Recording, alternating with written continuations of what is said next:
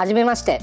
この動画はちはやと15の婚活パーティーを使用してコナンカードのルールを紹介する動画です。現在撮影日時が4月の6日。今現在、ちはやと15の婚活パーティーのデッキリストが公開されてないため、今までのテーマデッキの構築をもとにこういう構築になるだろうという構築で作っています。そのため実際の構築とは異なる可能性が大いにあり得ます。またこの動画で使用するカードはプロ棋士カード、カラーコピーを使っていますということで、ちはやと15の婚活パーティーのカードを使用してコナンカードのルールを解説しながら対戦を行っていきたいと思います。この動画を見てファンミーティングともに参加していただければいいかなと思っています。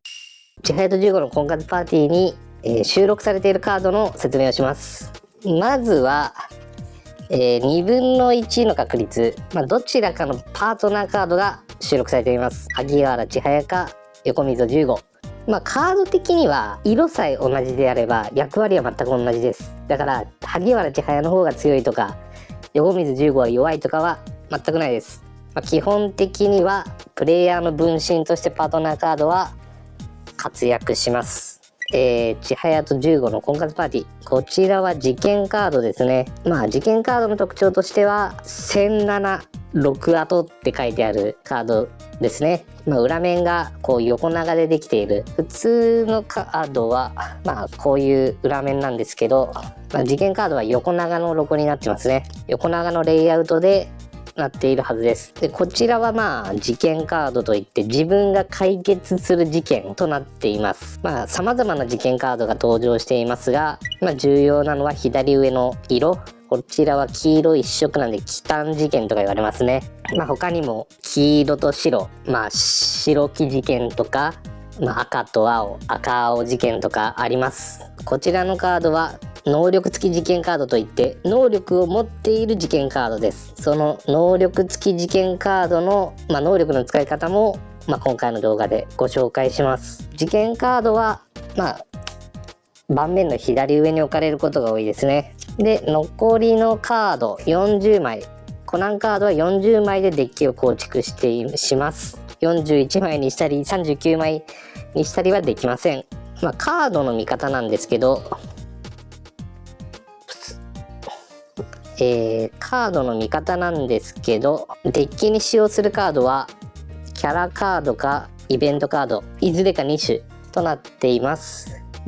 見方としては左上に英語でキャラクターと書いてあるものがキャラクターカードで、左上にイベントと書いてあればイベントカード。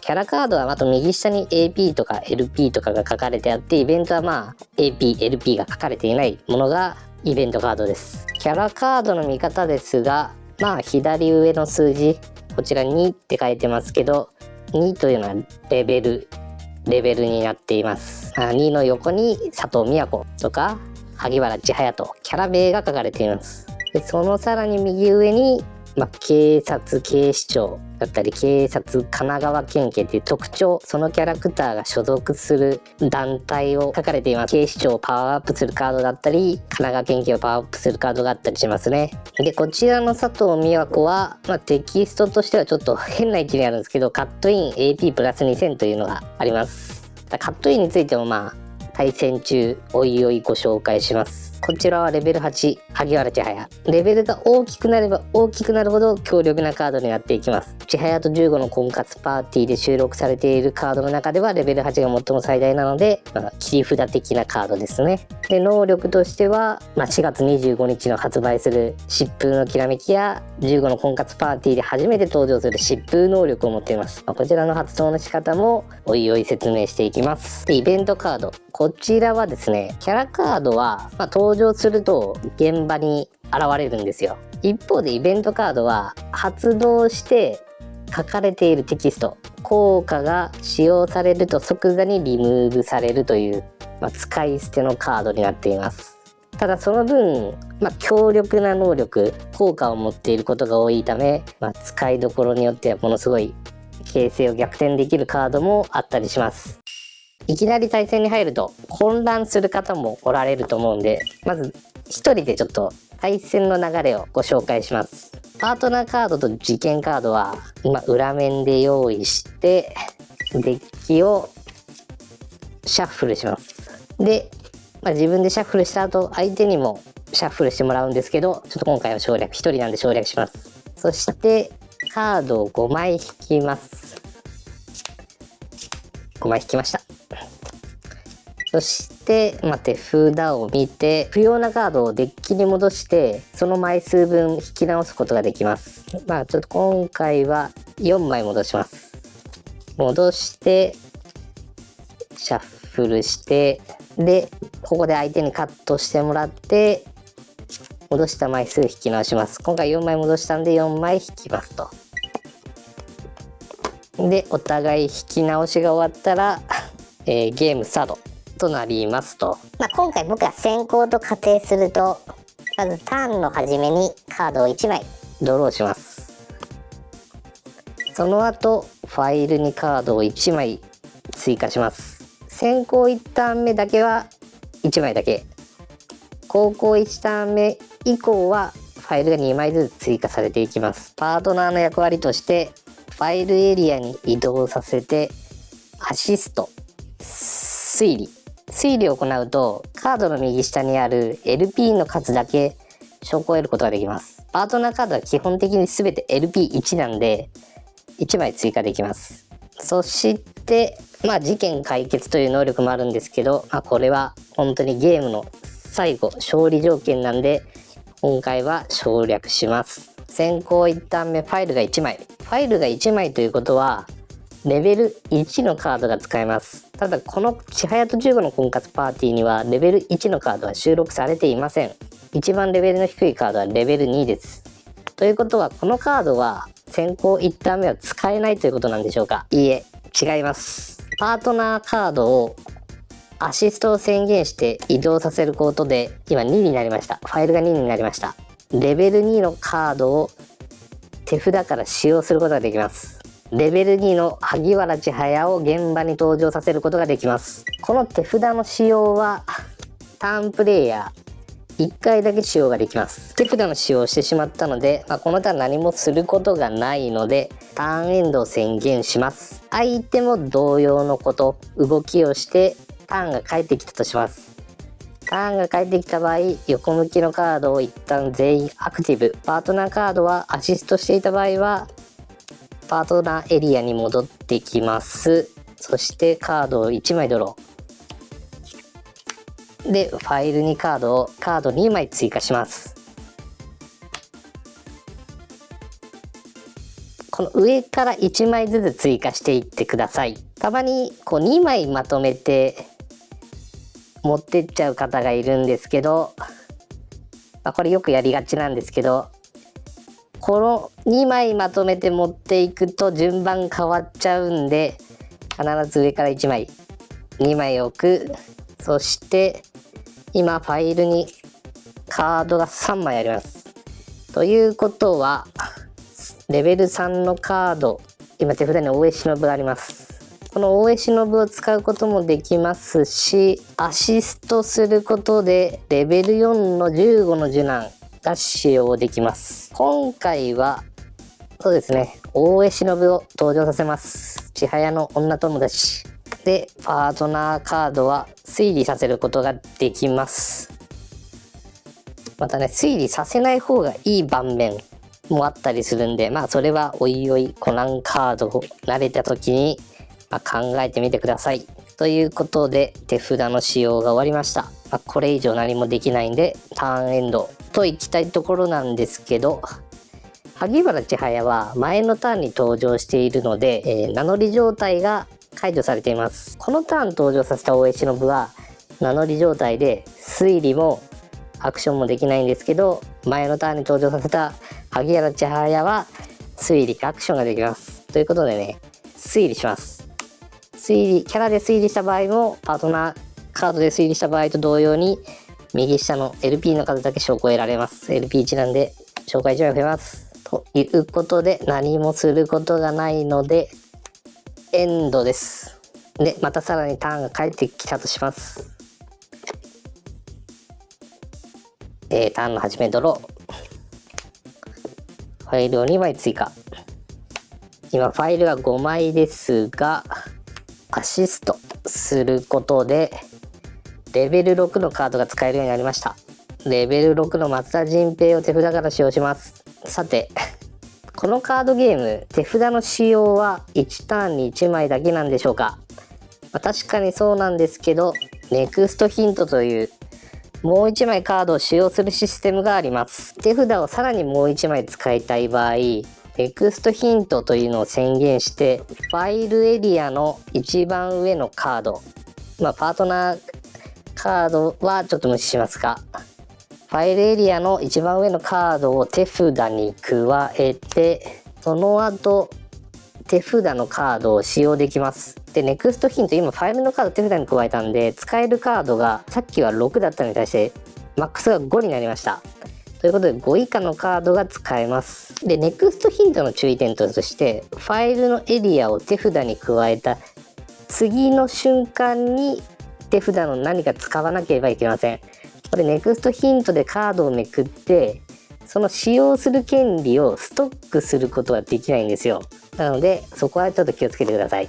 ということでネクストヒントで今ファイルに手札を加えて、レベル4のね15の受難を発動します。こちらはデッキをどんどんめくってってレベル4のキャラを登場させられるイベントカードです。レベル4横溝15登場させました。ということで現場にキャラが4体並んでいます。で、ネクストヒント使用するとファイルが減っていっちゃうんで、次に使えるカードはちょっとレベルが弱いカードになるんで、連発すると勝てなくなってしまいます。ではここから先も含めて実際の対戦に入っていきます。コナンカードの大まかな流れとして、ドロー、ファイルの追加という流れで手札を使うという流れですね。アシスト、手札の使用、こういう流れですね。では実際の対戦に移っていこうと思います。まず対戦前シャッフルします。なんかね、先ほどの冒頭部分は4月6日に多分撮影してたんですけど、今日は4月12日、あれですね、劇場によってはちはやと15の婚活パーティー先行販売されてるんですけど、うちの地元は販売されてなかったんで、プロ棋士使います。シャッフルして、一応イベントでは相互にシャッフルします。カットかシャッフルで、じゃんけん、最初はグー、じゃんけんで、勝った方が絶対先行で5枚引きます。方向5枚で、ちはやと15の婚活パーティーのホームページや多分同封されてるプレイングガイドに、この手札の入れ替えについて書いてあると思うんですけど、レベル2のカードがない場合は全部引き直していいっていうのは割といいアドバイスですね。僕レベル2のカードあるんで、これは残しますと。まず1ターン目は僕はこれを出す、2ターン目はこれ使う、3ターン目はこれかな、で4ターン目はこれでってなった時に、ちょっとこの1枚が浮いちゃってるんですけど、割と悪くないカードなんですよこれ。なんで僕は引き直ししません。私は出せそうなカードはあるけど、全体的にちょっと弱すぎる。なんか4とかがいっぱいありすぎたりするんで、2枚戻そうかな。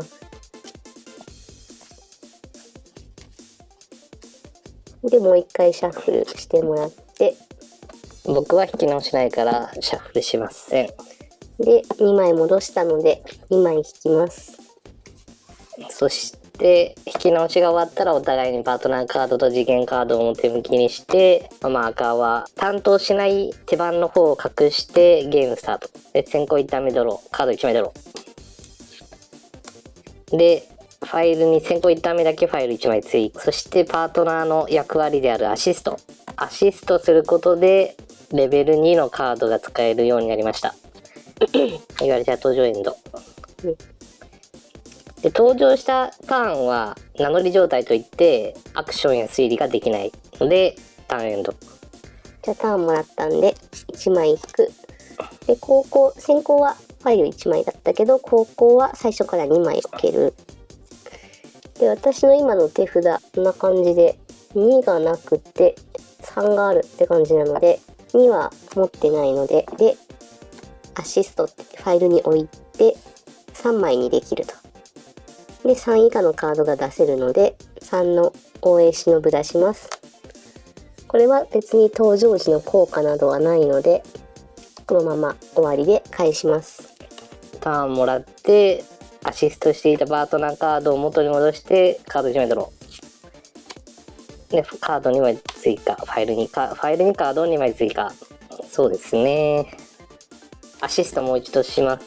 レベル4までのカードが使えるようになったんで、イベントカード15の受難発動します。自分のデッキをレベル4以下の黄色のキャラが出るまで1枚ずつめくっていきます。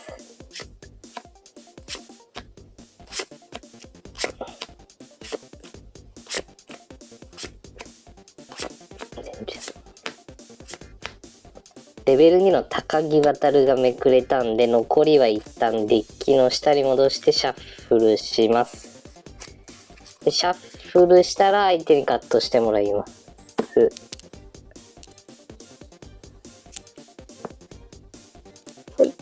で、この高木渉は現場に登場します。残りの、リムーブエリアに黄色のカードが20枚以上あったら、突撃事件が得られるんですけど、今回は条件満たしてないんで得られません。このままターンエンド。さあ、ドローして、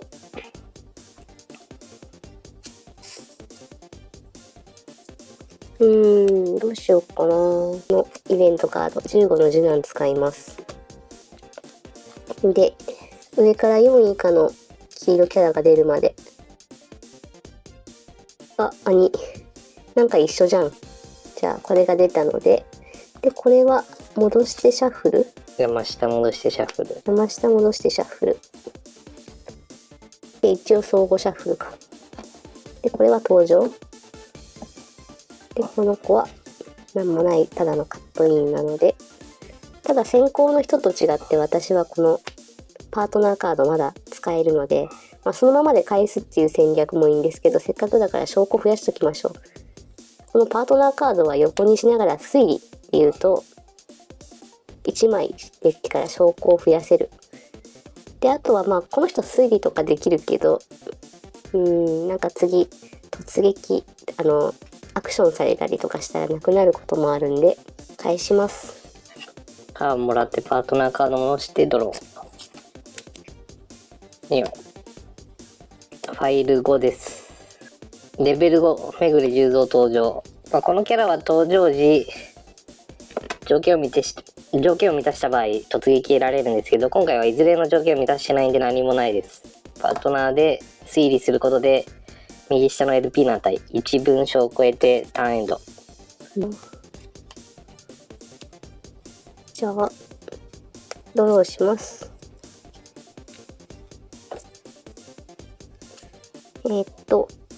ファイルが6枚になって、アシストして7にすれば解決編にできるんですけど、どうしようかな。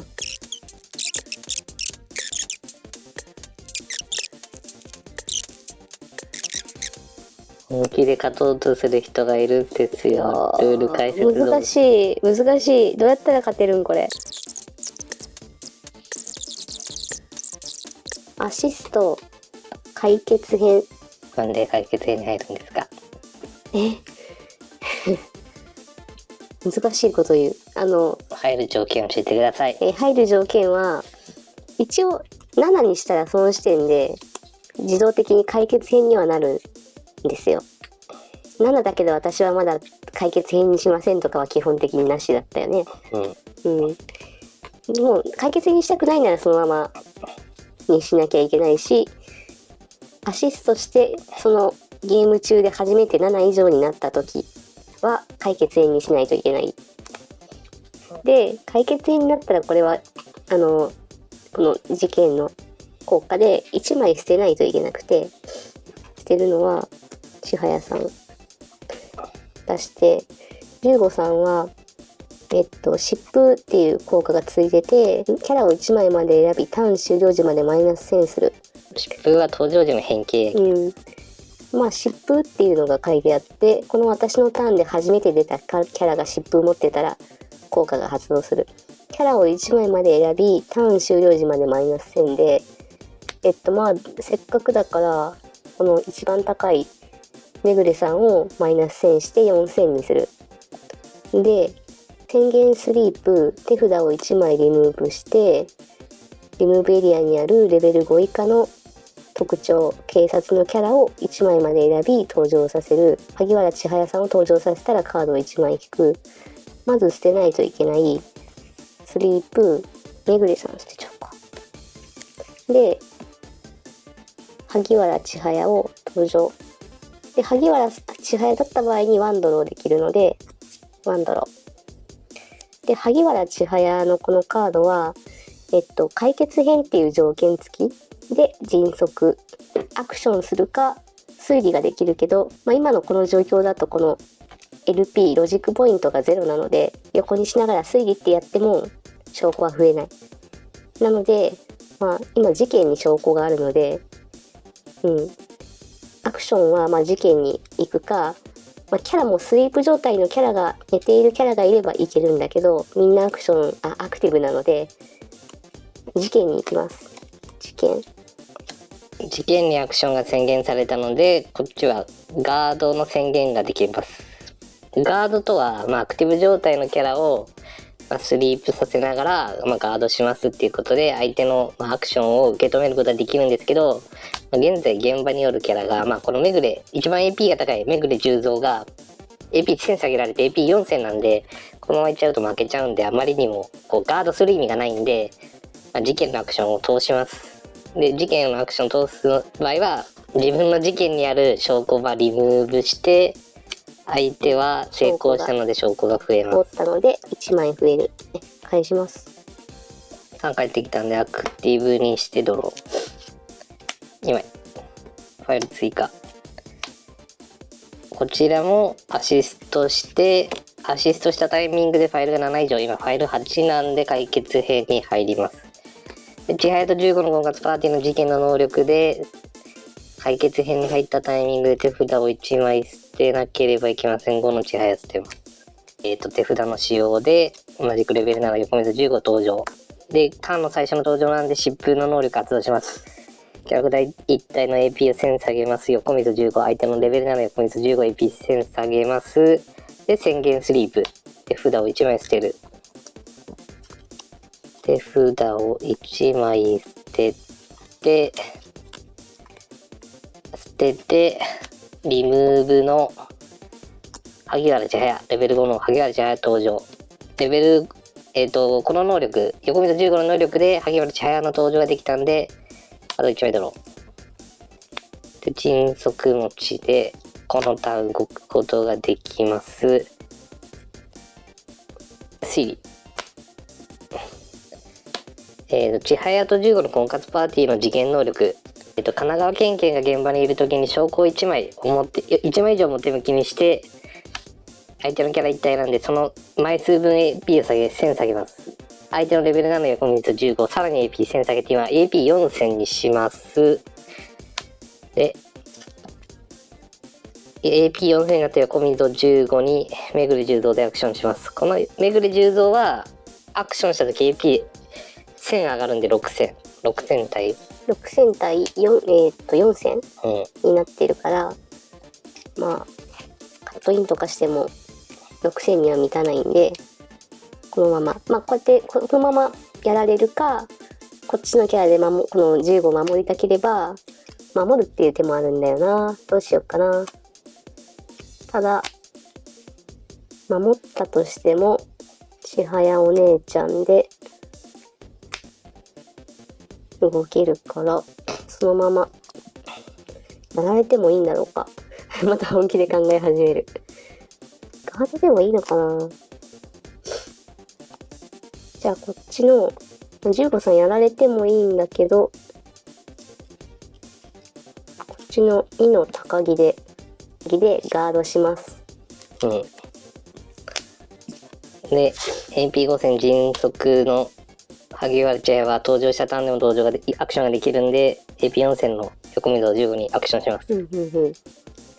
で、同じく AP は低いんでそのままやられてもいいんですけど、アクティブ状態のキャラがいる場合はそのキャラでガードができるのでガードします。で3000なんでやられます。コナンカードゲームは手札の使用が一度できます。で、もう1枚使いたいという時はネクストヒントを宣言してファイルエリアの一番上のカードお手札に加えて新しいカードを使用できます。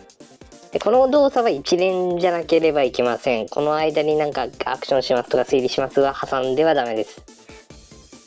で、もう一度同じくレベルなんで横水15登場させます。コナンカード現場にキャラクター5枚しか登場できないんで、キャラクターの入れ替わり、スイッチを行います。今現場にいるレベル5の萩原千早をスイッチでリムーブに送って新たなレベル7横水15登場させます。で横水15疾風持ってますけどこのターン中2番目の登場なんで疾風発動しません。で横水15宣言ターン1で札を1枚捨ててもう一度萩原千早を登場させます。これもまたスイッチが発生するんでレベル2の高木渉をスイッチさせて登場で萩原千早登場したんでカード1枚ドローで萩原千早もう一度動けます。4戦の横水15のアクション、そうなったらもう守れないな。リムーブされます。でレベル2の名乗り状態ではない萩原千早で知見にアクション。これは通ります。ガードできるキャラがいない。でターンエンド、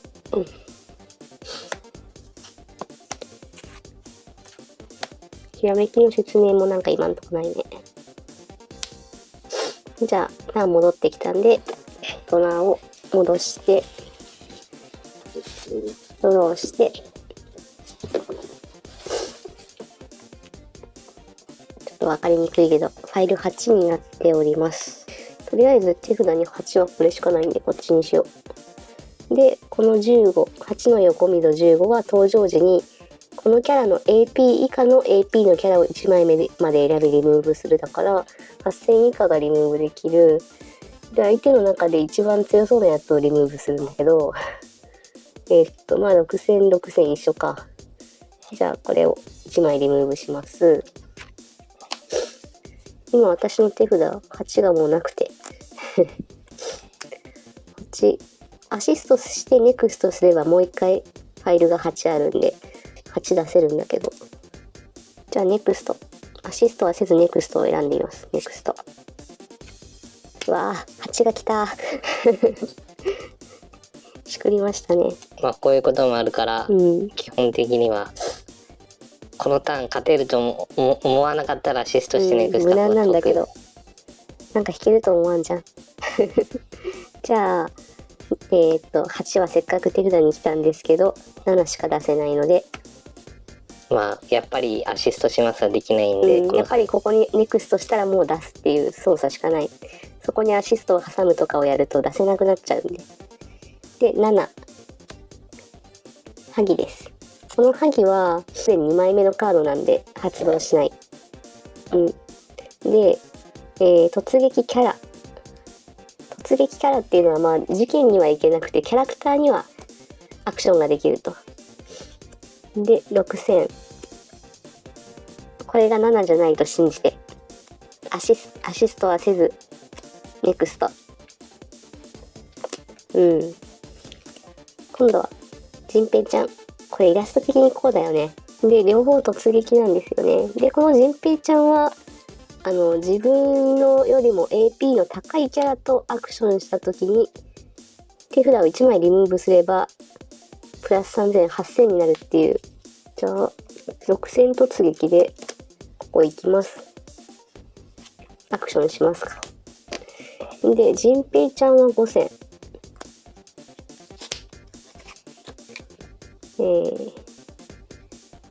5000でアクショ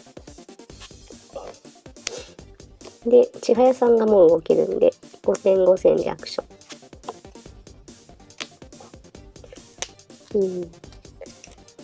でこの15の能力は宣言スリープっていうの、宣言スリープってついてるときは自分の宣言したタイミングでスリープなんだけど、相手のターン終了時までこのキャラは相手の現場にいるキャラがアクションするときこのキャラが指定できる場合必ず指定するを持つ。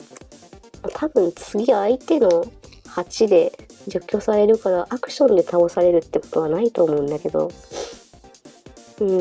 しなくてもいいんですよ、この宣言スリープは。あえてもうしなくていいんじゃないかな。もしこれがアクションって来て、事件アクション来た時ガードできたりもするしね。8とか次出したかったら、これ以上ネクストするとなかなか厳しいんで、一旦相手のキャラは残ってるんですけど、推理して終了します。3回できて、戻して、ドロー。やばい。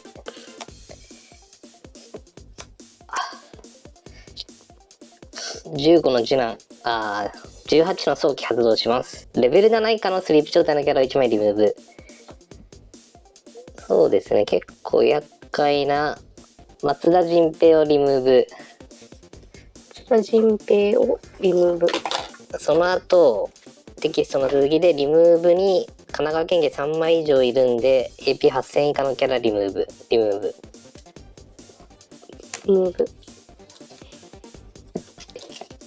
アシスト入れてネクスト8。横溝15登場。登場 JP 以下のキャラリムーブ。リムーブ。横溝ネクスト7。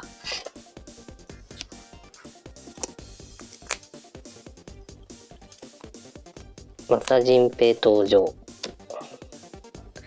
で突撃持ちなんでアクションやられます。で萩原千早で事件リアクション、これは通ります。で横溝15の能力で宣言スリープ、相手はアクションできる、アクションするときこのキャラ絶対指定しなければいけません。エンド。OK。ドローしてさあ、私も同じく18の早期。まずはレベル7以下のスリープ状態のキャラをリムーブ。まあ、陣平ちゃんかな、リムーブ。で、自分のリムーブエリアに特徴、神奈川県警が多分3以上いると思うんだよね。いない？もしかして。警視庁ダメ。警察警視庁。いなかったら巻き戻させてもらおう。ひどっていう。3枚いますわ。15、2枚と1枚。で、それ、リムーブ。このカードって2体除去できるから結構、ネクストじゃないや。今度は8を出すためにちゃんとアシストするよ。出す意味ある？まあいいけど。出す意味？いや、2に対して8で使うんかなって。あ、そっか。それもそうだね。すごい、初心者やった。確かに。この場合は、確かにアシストすれば出せるけど、確かにね。確かに。除去はできそう。ネクスト。これで、陣平ちゃん突撃。で、ただの突撃。今は普通の突撃やな。いや、推理して、これで返します。3戻ってきたんで、パートナー戻してワンドロー。2枚。アシスト。レベル8萩原千早登場。疾風登場で、証拠1追加。登場。ターン最初なんで疾風が発動します。証拠は1枚追加。宣言スリープ6000以下除去。リムーブ。ネクスト7。これは15の次男。デッキからレベル4以下の黄色が出るまでめくってそれを登場。これを一応カットしてもらおう。でリムーブが20枚以上ないんで突撃事件は得られません。パートナー推理。これでターンエンド。で、ドローして、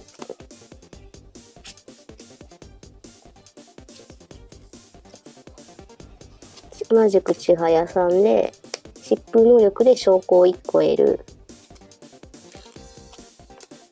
でじゃあ宣言スリープで6000以下なんでこれリムーブして、でネクスト8出して、このキャラの AP か AP リムーブ、千早さんリムーブ、ネクスト7、めぐれさん、登場時、相手の証拠が3つ以上あった場合は、突撃事件で、キャラが3枚以上いたら、突撃キャラを持つっていうユニークな能力ですが、証拠が3枚以上あるので、突撃、事件アクション。で、とりあえずひらめきがありました。証拠、事件アクションの際、証拠がリムーブされるんですけど、そのカードにひらめきがあった場合発動できます。でひらめき、ひらめきキャラ1枚までスリープなんで、スリープで。スリープ。今7なんで、ネクスト、ヒント。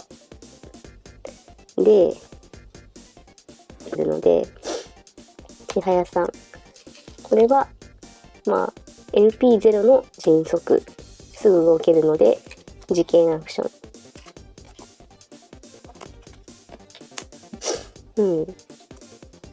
これで1、2、3、4、5。これ、解決できるじゃん。今気づいちゃった。じゃあしていい？今私気づいちゃったんですけど、今証拠が1、2、3、4、5で、このカードは先行が7枚、後攻が6枚証拠を集めたら勝てるゲーム。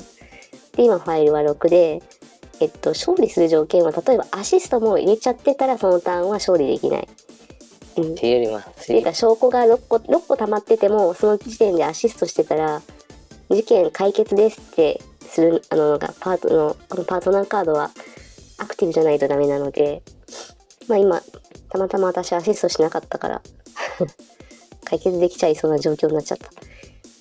で、今、ファイルが6なので、ネクストヒント、ファイル5、もう1個突撃の千早お姉ちゃんがいたんで、迅速や。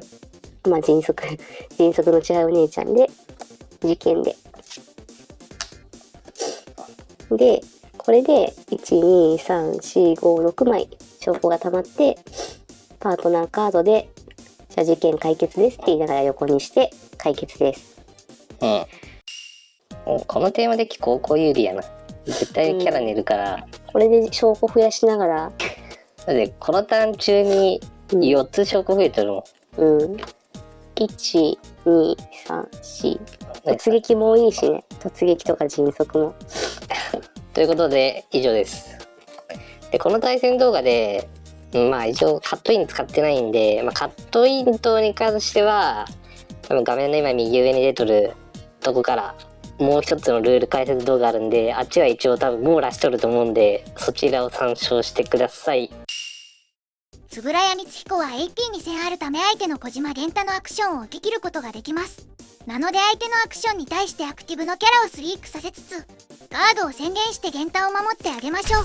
では、小島源太と円谷光彦のコンタクトに入ります。AP 戦の源太のアクションは AP に戦の光彦でガードするので安心。と思っていたら相手がカットインを使用してきました。カットインというのはコンタクト中手札からリムーブすることで、キャラを一時的にパワーアップできる能力のことです。相手は AP+2000 のカットインを使用しました。このコンタクト中は小島源太は AP が+2000され AP3000 になりました。このままでは円谷光彦はやられてしまいます。でも、安心してください。カットインはお互いのプレイヤーが1枚ずつのみ使用する権利があり、こちらも使うことができます。ということで自分も AP+2000 のカットインを使います。ということで光彦は AP4000 になりました。相手の源太のアクションを受け切ることができました。なお、アクション及びコンタクトの細かい処理解説は、ルールマニュアルをご参照ください。千早と15の婚活パーティー手に入れて、テーマデッキ戦から参戦していくと、コナンカードの世界に入りやすいかなと思います。ハイウェイの打天使も非常に好評で、千早さん大活躍の映画だったんで、ぜひね、千早さんのカード手に入れてコナンカードやってみてください。以上です。白井さんのこのパートナーカードが欲しい。まあ売ってなかったけどね、うん。うちの近所。これコピーなんですよ。ちょ動画のご視聴ありがとうございました。チャンネル登録と高評価をよろしくお願いいたします。